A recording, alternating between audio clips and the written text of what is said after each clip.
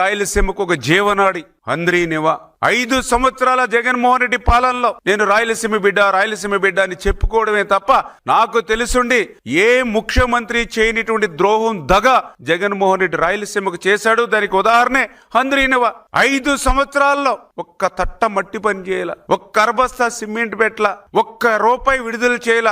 ఆఖరికి 5 సంవత్సరాల్లో వాడుకున్నటువంటి కరెంటు మోటార్ల సంబంధించినటువంటి బిల్లులు కూడా ఎగ్గొట్టి వెళ్ళిపోయినటువంటి పరిస్థితి గత పాలనలో జగన్మోహన్ రెడ్డిది. కానీ ఈ కూటమి ప్రభుత్వం అధికారంలోకి వచ్చినటువంటి మొదటి సంవత్సరంలోనే హంద్రీనివాకు 3,860 కోట్ల రూపాయలు ఈరోజు హంద్రీనివాకు వెచ్చించి హంద్రీనివా పనులు 5 సంవత్సరాల్లో మీరు చేయలేనిటువంటి పనిని ఒక్క సంవత్సరంలోనే చేసి చూపించి 738వ కిలోమీటర్ వరకు కూడా కృష్ణా జలాలను హంద్రీనివా ద్వారా తీసుకెళ్లి ఈవేళ చెరువులన్నీ కూడా వేసవి కాలంలో కూడా మండు వేసవిలో కూడా రాయలసీమలో జలాశయాలన్నీ కూడా జలకలతో ఉట్టిపడుతూ ఉంటే ఈవేళ రాయలసీమలో ఉన్నటువంటి ప్రజలు చెప్తూ ఉన్నారు, ఆ రోజు శ్రీకృష్ణదేవరాయల పరిపాలనా కాలంలో మా తటాకాలన్నీ కూడా కలకల్లాడుతూ ఉండేవి జలకలతో.